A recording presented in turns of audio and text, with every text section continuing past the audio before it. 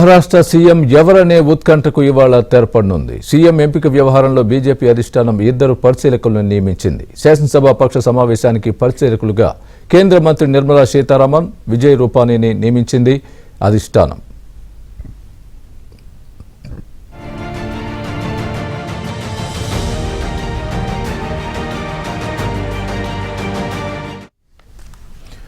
BJP శాసనసభ పక్ష సమావేశంలో సీఎంను ఎన్నుకోనున్నారు. ఇదిలా ఉంటే దేవేంద్ర ఫడ్నవీస్ కు ఎక్కువ అవకాశాలు ఉన్నట్లు బీజేపీలో చర్చ నడుస్తోంది.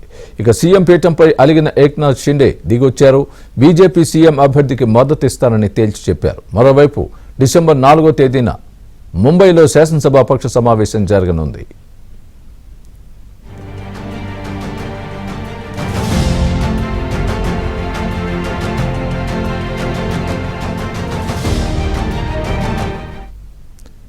ఇదే అంశానికి సంబంధించి పూర్తి అప్డేట్ మా ఢిల్లీ బ్యూరో చీఫ్ కృష్ణ చెప్తారు. కృష్ణ, చెప్పండి, మహారాష్ట్ర సీఎం పీఠం ఎవరికి దక్కనుంది అంటే ఏం సమాధానం వస్తోంది? ముఖ్యంగా ఈరోజు చర్చలు ఫలప్రదమయ్యే అవకాశాలు ఏ మేరకు ఉన్నాయి?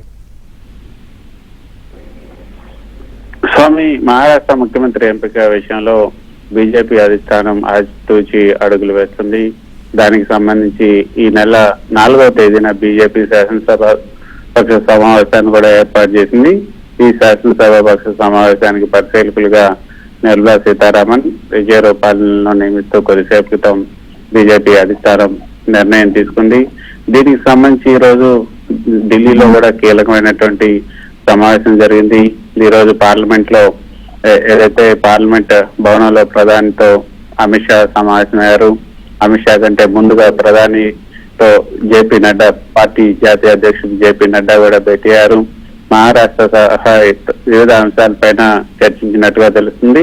సో ఈ రోజు లేదా రేపు ఈ యొక్క సీఎం ఎవరన్న దానిపైన ఒక సస్పెన్స్ వీడే అవకాశం ఉన్నట్లుగా మనకు తెలుస్తుంది.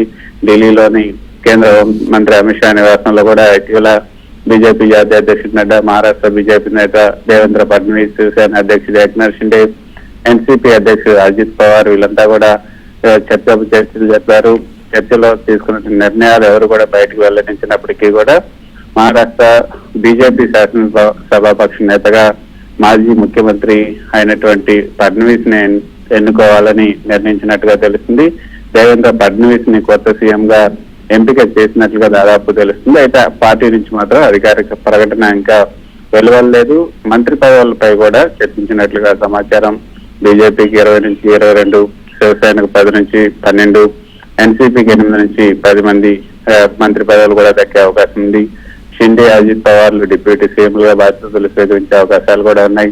పట్టణాభివృద్ధి శాఖను శివసేన డిమాండ్ చేస్తుంది. హోంశాఖ మాత్రం బీజేపీ దగ్గర పెట్టుకోవాలనుకుంటుంది. ఆర్థిక శాఖను మాత్రం అజిత్ పవార్ కి వాళ్తుంది.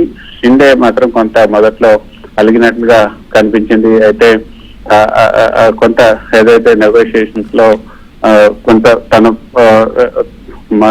అంటే శివసేనకు కొంచెం ఎక్కువ సీట్లు వచ్చేలాగా, ముఖ్యమైనటువంటి ఈ కేబినెట్ పదవులు దక్కేలాగా కూడా ఆయన ఈ కొంత బెట్టు చేస్తున్నట్టుగా మనకు తెలుస్తుంది. సో మహారాష్ట్ర ముఖ్యమంత్రి ఎంపికపై మాత్రం ప్రస్తుతం కీలకమైనటువంటి పరిణామాలు చోటు చేసుకుంటున్నాయి. ఈ నేపథ్యంలోనే బీజేపీ అధిష్టానం ఈ యొక్క సీఎం ఎంపికకు సంబంధించి కేంద్ర మంత్రి నిర్మలా సీతారామన్, విజయ్ రూపానీలను పరిశీలకులుగా నియమించారు. ఈ డిసెంబర్ 4న జరిగే బీజేపీ శాసనసభ పక్షంలో వారు పరిశీలకులుగా వ్యవహరించబోతున్నారు. మహారాష్ట్రలో సీఎం పదవి కోసం ఇంకా సస్పెన్స్ అయితే కొనసాగుతుంది. దేవేంద్ర ఫడ్నవీస్, ఏక్నాథ్ షిండే వీళ్ళ పేర్లు మొదట్లో వినిపించాయి. కానీ మొత్తానికైతే ఫడ్నవీసే ఇక సీఎం గా కొనసాగే అవకాశం ఉన్నట్లుగా తెలుస్తుంది. షిండే కూడా బీజేపీ అధిష్టానం తీసుకునే నిర్ణయానికి కట్టుబడి ఉంటాయని కూడా కొద్దిసేపు ప్రకటించారు. దాంతో బీజేపీ నుంచే సీఎం గా ఉండబోతున్నారని కూడా తెలుస్తుంది. అయితే సీఎం గా దేవేంద్ర ఫడ్నవీస్ కి బదులుగా మరొకరి పేరు కూడా వచ్చింది. ఏదైతే ఈ ప్రస్తుతం కేంద్ర విమానయాన శాఖ సహాయ మంత్రిగా పనిచేస్తున్నటువంటి ఎంపీ ఉన్నారో, పూణే నుంచి ఆయన ఎంపికయ్యారు. గతంలో కూడా పూణే మేయర్ గా కూడా ఆయన పనిచేశారు. మరి ఆయనకి ఏమైనా ఒకవేళ ముఖ్యమంత్రి పదవి దక్కే అవకాశం ఉందని కూడా చూడాలి. మనం చూసాం మధ్యప్రదేశ్, రాజస్థాన్ లో కూడా అదేవిధంగా అనూహ్యంగా మొదటిసారి ఎమ్మెల్యేనే మధ్యప్రదేశ్ సీఎం గా కూడా నియమించారు. ఇక్కడ రాజస్థాన్ లో కూడా అదేవిధంగా అక్కడ ఉన్నటువంటి వసుంధరా రాజేంద్ర కాదని కొత్త వారిని సీఎం గా చేయడం కూడా మనం చూసాం. కాబట్టి ఇప్పుడు ఫడ్నవీస్ కాకుండా వేరే ఎవరినైనా సీఎం చేసే అవకాశం కూడా ఉందన్నది రాజకీయ పరిశీలకులు చెప్తున్నటువంటి మాట. ఏమైనప్పటికీ కూడా ఈ రోజు లేదా రేపట్లో దీనిపైన ఒక స్పష్టత వచ్చే అవకాశం ఉంది.